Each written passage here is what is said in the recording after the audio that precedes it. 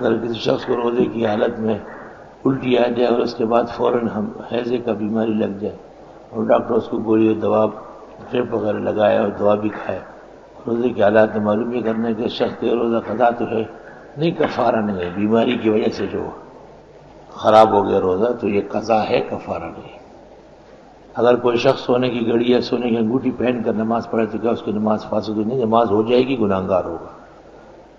مردوں کے لیے سونے کے استعمال کی علت کیا ہے؟ ناجائز ہے، مطلقاً سونا منع ہے، یہ خواتین کے لیے ہے۔ ارجو منکم مرجع عدم صوم فی سنۃ من شوال وما وجہ عدم جواز النفل بعد الوتر فی کل سنہ فی وقت لا فی کل سنہ قد صنفنا فیہ رسالتین احسن الاتر فی تحقیق الرکعتین بعد الوتر واحسن المقال فی اثبات کراہیت صیام ست شوال فلا حاج فیہ الی مزید تفصیل۔ قرآن مجید یاد کرنے کے بعد بھول جائے تو پھر یاد کرنا فرض ہے، ہمیشہ یاد رکھنا فرض ہے۔ آج کل میں اگر سے روزہ کے لیے تبلیغ میں جائے تو پورے قرآن مجید سے متسلسل ٹوٹنے سے کیا حکم ہے؟ رمضان شریف میں تبلیغ میں جانا مکروہ ہے اور آخری عشرے میں جانا حرام ناجائز ہے، گناہ کبیرہ ہے، کیونکہ آخری عشرے میں پیغمبر نے اور قرآن نے اعتکاف بتایا، تبلیغ نہیں بتایا ہے، اور جہاد کی حدیثوں کو اپنے اوپر منطبق کرنا زندیق کا کام ہے۔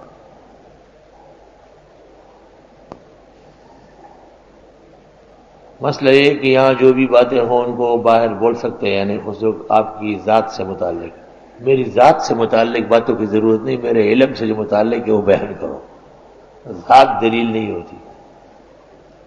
رجل اتا فلوسا من رقم الزکاة، رجل اتا فلوسا، ماشاء اللہ، یعنی کان احد من الطلبہ واراد ان یعود شیخه کان مریض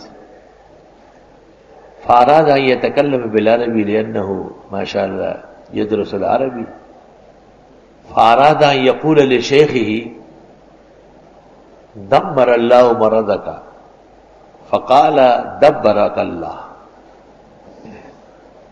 هذا يكون لهم العربی۔ رجل اتا فلوسا من رقم الزکاة، یعنی رجل اتا عنده فلوس من الزکاة لعدة الطلاب وبعض منهم السار وهو فقير، هل يجوز له ان ياخذ؟ یعنی من كان مستحقا غير صاحب نصاب فله ان ياخذ، ومن كان موسرا وصاحب يسر ليس له ان ياخذ من الزکاة۔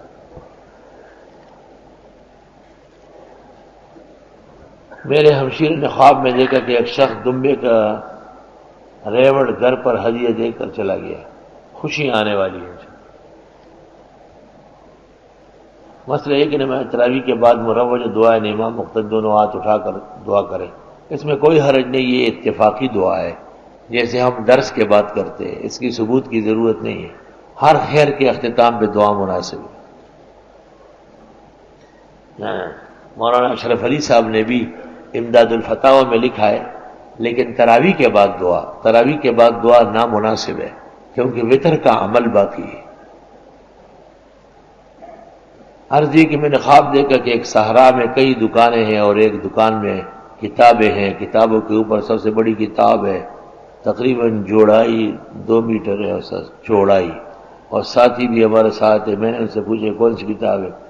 شاید قرآن کریم ہو۔ میں دوبارہ آیا، صاحب کو کھڑی ہو کر رکھی، یہ وہ ڈنگا ڈونگا، نہ سر نہ پیر، ایسا لکھے کہ کسی کو سمجھ ہی نہ آئے۔ یعنی کتابوں کا شوق ہے لیکن اعمال منتشر ہے۔ اللہ